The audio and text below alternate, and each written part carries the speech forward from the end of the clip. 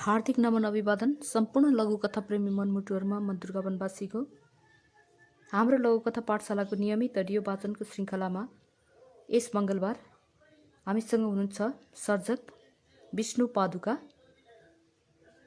सर्जक विष्णु पादुकाको जन्म विक्रमसम्म 2031 सालमा कास्की कोट कास्कीमा भएको हो।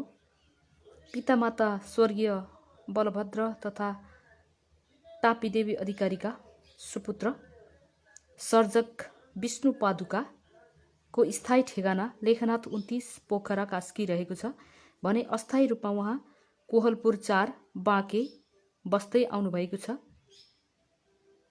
औपचारिक शिक्षाको हकमा B.Ed सम्मको शिक्षा प्राप्त गर्नुभएका सर्जक विष्णु पादुका पेशाले शिक्षक हुनुहुन्छ। उहाँका विभिन्न फुटकर रचनाहरू विभिन्न साहित्यिक पेजहरूमा पत्रपत्रिकाहरूमा प्रकाशित हुँदै आइरहेका छन्। कविता संग्रह साइनो उहाँको बजारमा आइसकेको छ। हाम्रो पूर्णिमा साहित्य प्रतिष्ठान कोहलपुरसँग उहाँ संलग्न हुनुहुन्छ। यस्तै गरी फेसबुकका विभिन्न साहित्यिक पेजहरूसँग पनि उहाँको निकै सक्रिय संलग्नता, आबद्धता र क्रियाशीलता देख्न सकिन्छ। उहाँ लघुकथा मात्र होइन, कविता पनि निकै अब्बल कविताहरू लेख्नुहुन्छ। एक प्रकारले उहाँका कविताहरूको फ्यान नै हुँ म पनि। उहाँको यो सिर्जना यात्रा यसरी नै अगाडि बढोस्, अझै उज्यालियोस्, अझै चुरिँदै जाओस्। मैले मेरो व्यक्तिगत तर्फबाट तथा हाम्रो लघुकथा पाठशाला परिवारकै तर्फबाट पनि उहाँलाई हार्दिक शुभकामना, शुभेच्छा भने र आजको यस बसाइमा उहाँकै लघुकथा अत्यन्तै मलाई पनि धेरै सुन्दर लागेको लघुकथा जन्तर म वाचन गर्न लागिरहेछु। लघुकथा जन्तर, सर्जक विष्णु पादुका। उसलाई हिजै जस्तो लाग्छ खोकिलाबाट निकालेर घाँटीमा आमाले लगाइदिएको। जीवनभर आएका अनेक फेसनले घाँटीको जन्तर कहिल्यै विस्थापित भएन। दुध चाँदीको 3 तोलाको जन्तर उसलाई गरुङ्गो पनि कहिल्यै भएन। आमाको अन्तिम निशानी जो थियो, आमाको अन्तिम वाक्य सम्झिने उमेर थिएन जन्तर लगाउँदा। आमाको देहान्त पछिका उसका हन्डरको फेयरिस्ट ऊ आफै पनि बिर्सन कोसिस गर्छ।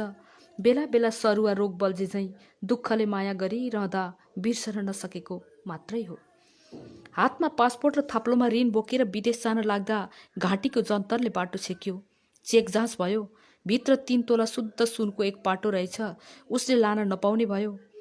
उसले आमा देख्यो जन्तरभित्र अनि उसको विदेश गएर धन कमाउने रहर सेलाएर गयो। ऊ जहाज उडेको हेरेर मुस्कुराउँदै गाउँ जाने गाडी चढ्यो। छोटो मिठो कथा लघुकथा जन्तर मैले वाचन गरिसकेँ। अहिलेका सन्तानहरू यस्तै भइदिए कस्तो हुँदो हो। बरु आफ्नै देशमा पसिना बगाउँ, आफ्नै देशमा केही गरौँ।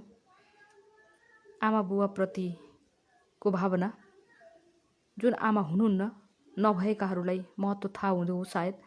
हुनेहरूले रुवाइरहेका हुन्छन्, बुढा आँखाहरूले क्षितिज ताकिरहेका हुन्छन्, बाटो हेरिराखेका हुन्छन्, सन्तानहरू आइदिँदैनन्, फर्केर गएकाहरू।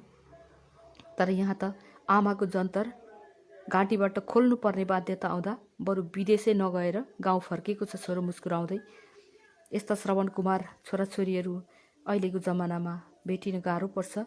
निकै मिठो सन्देश दिएको छ कथाले। यति सुन्दर कथा र परिचय पठाएर सहयोग गर्नुभएको छ सर्जक विष्णु पादुकाले हाम्रो यस अभियानमा। उहाँलाई फेरि एकपटक सृजनात्मक शुभकामना भन्दै आजको यस बसाइलाई म बिटमार्न चाहन्छु र अर्को मङ्गलबार फेरि अर्को एकजना सर्जक र उहाँकै एउटा लघुकथा वाचन गर्ने नै छु। प्रविधिले साथ दिएसम्म आउने नै छु।